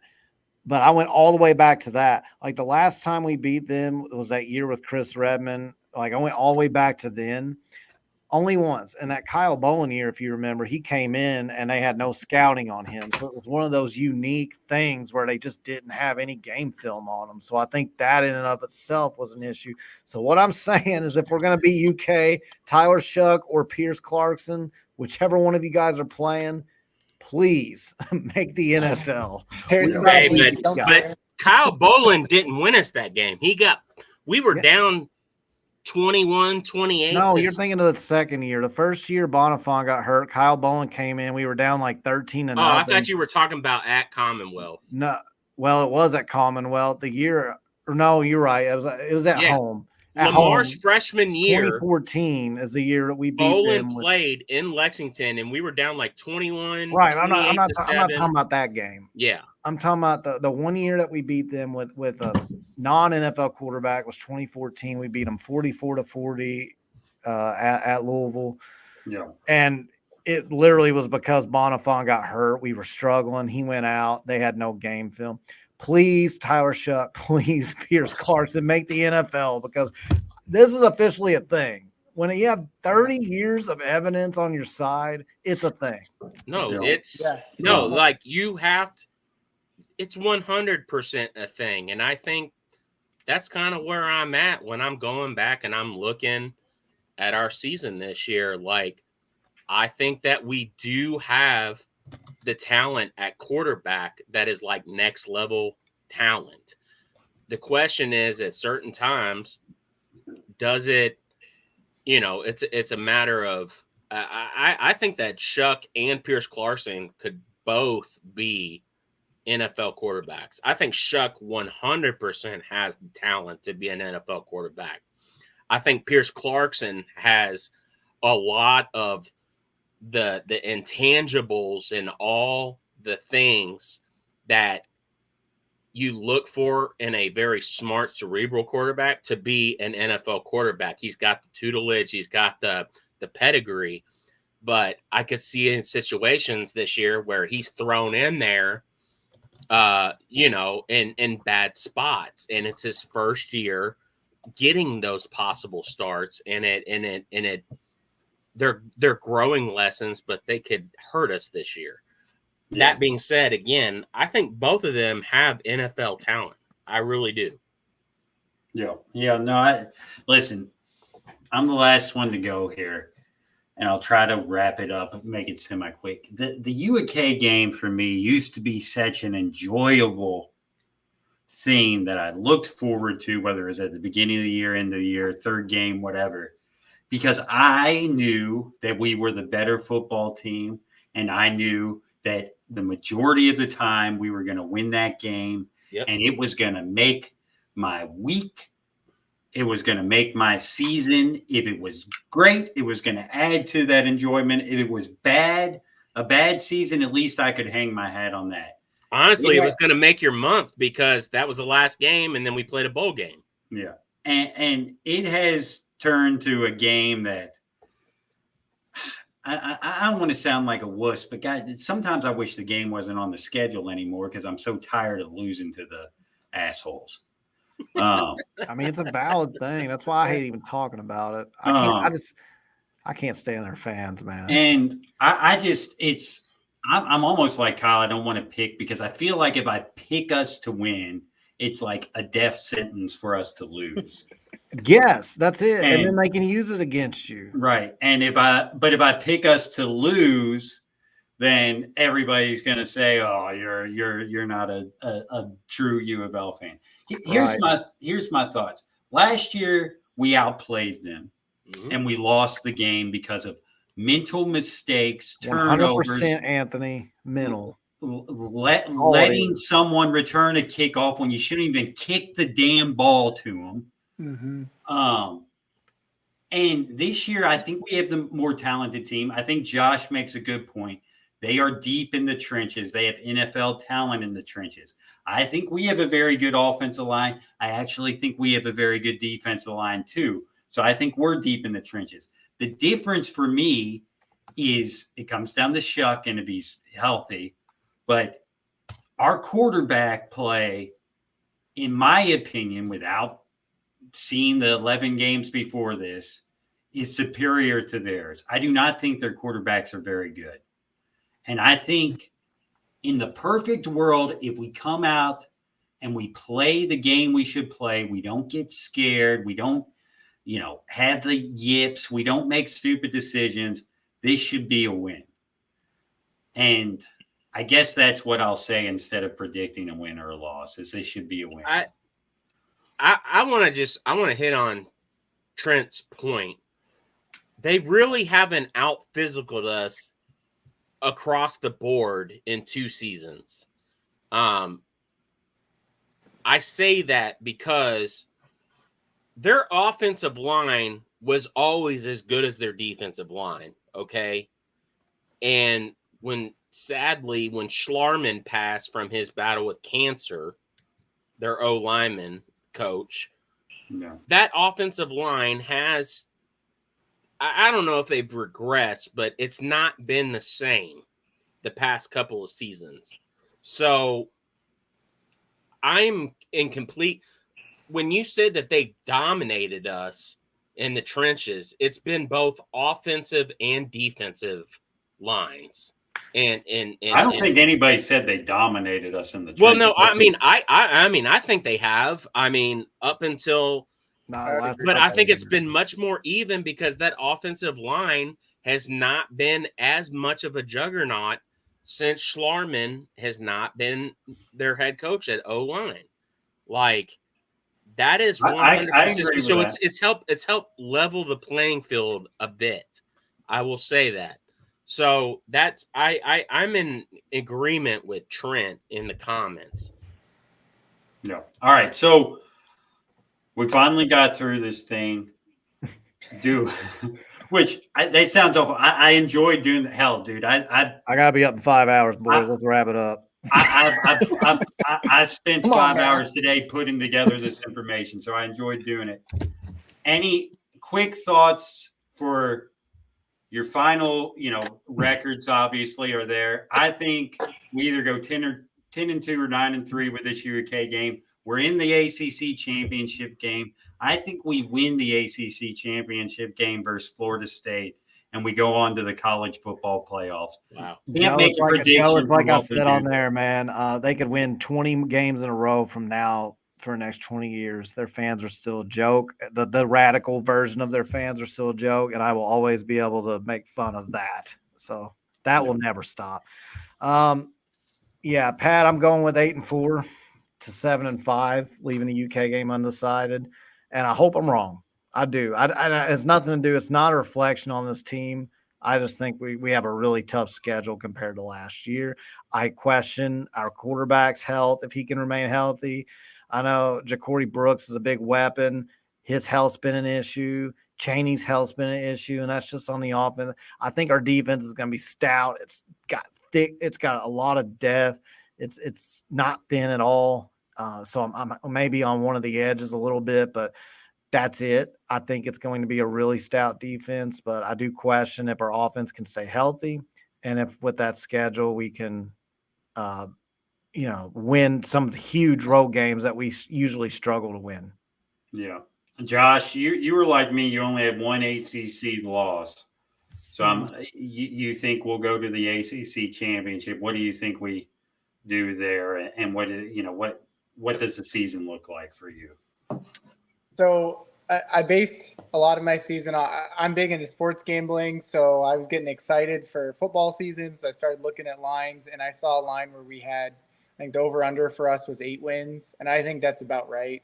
Mm-hmm. So I'm actually taking the hopeful side of that and predicting 9 wins. I do think we get 9 wins. You might be able to move some of those wins or losses around a little bit.